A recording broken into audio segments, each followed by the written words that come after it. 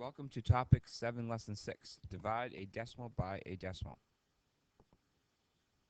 So in this case, we're going to talk about how you divide a decimal by a decimal. So I talked about dividing a whole number by a decimal by a whole number. And now we're going to kind of put it all together, and we're going to talk about how you divide a decimal by a decimal. So this is basically, it's really no different than what we've been doing the last 2 lessons, except we're going to kind of put it all together into one problem. So just to look at a little quick picture of what we're doing here. Oops. Oops, I don't know what that is. We'll get rid of it. Okay, so let's say we're going to do 1 in 50 hundredths or 1 in 5 tenths divided into 3 tenths.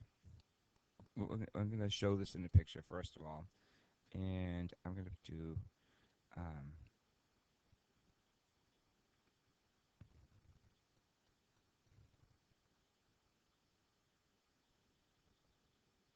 so I'm going to start by calling it in 1 in 50 hundredths of my grids.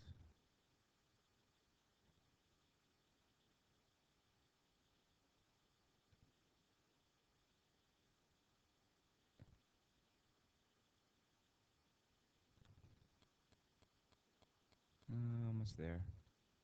That's 1, right? Now I have to do 50 hundredths. 20 hundredths, 30 hundredths, 40 hundredths, 50 hundredths. Now I want to divide that into groups of 3 tenths. And so 3 tenths would look like this.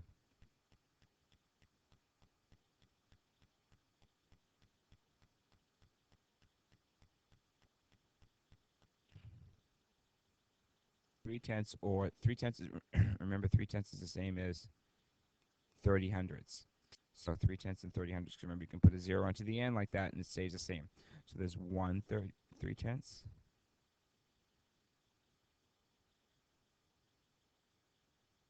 There's 2 3 tenths.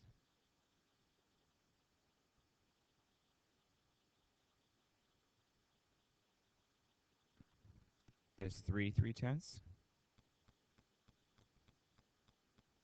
And these are going to have to kind of bridge between the two of them. That's 4 3 tenths.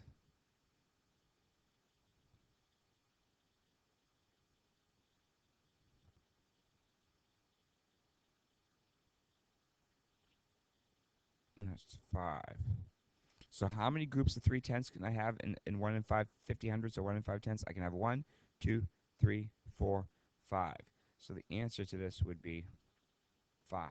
Remember, when you have a divisor less than 1, and you're dividing by a number greater than 1, your quotient is going to be bigger than your dividend.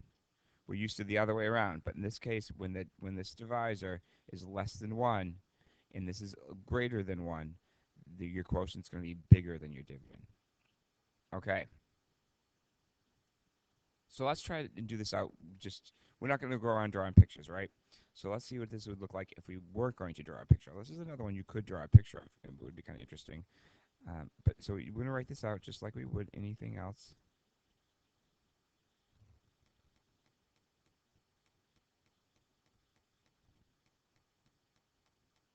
One in 25 hundredths divided by 25. And I'm going to start right. I'm always going to start by estimating. So I'm going to take my 1 25 hundredths divided by 25 hundredths. And I'm going to think about my compatible numbers. You know what I'm going to do? I'm going to change this to a 1. And I'm going to leave my 25 hundredths the same. Because I can think of this as quarters. So 1 divided into quarters would equal 4. Because there are 4 quarters in a whole. So I know my answer is going to be somewhere around 4. And so, but what's my first step with this?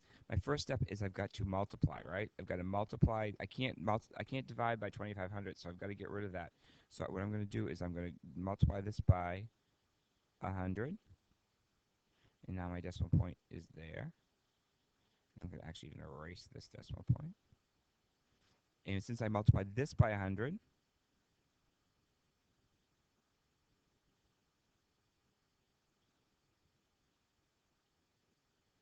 I'm going to multiply this. Oops, what did I do?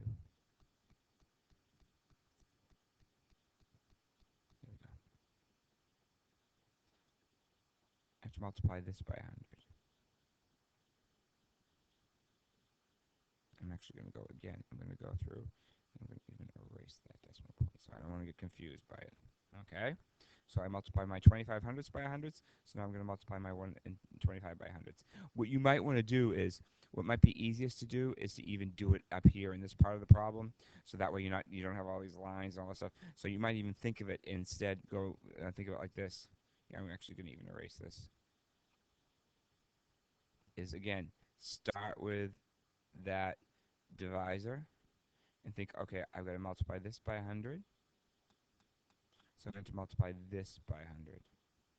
So the actual problem that I'm going to be doing is going to be 125 divided by 25.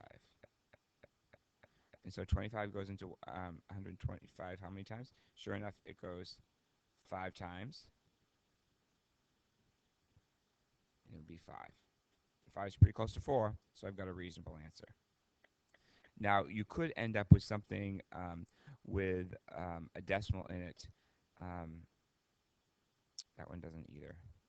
But you could certainly end up with something where you actually have a decimal. Like, say this had been, let's do this a little bit differently.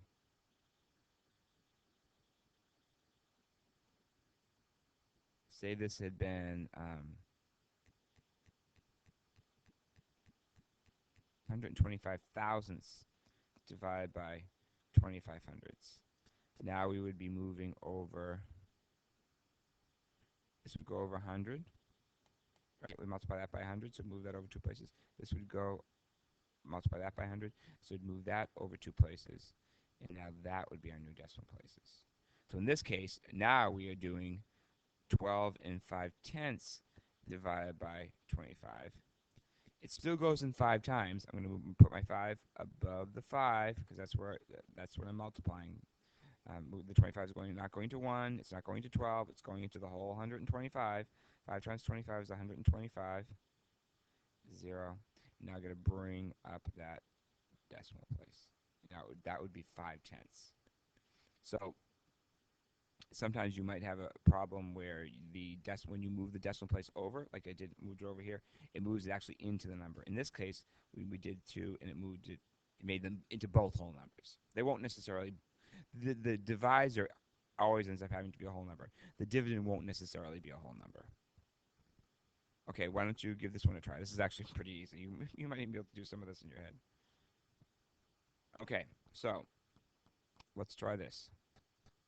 Okay, so here's my divisor. I'm going to multiply that by 10. So since I'm multiplying that by 10, I'm going to multiply this by 10. And this is going to become 66, divided by 3, which would be, that looks kind of cool. It would be 22. Okay? And again, if this had been something more like, say this problem had been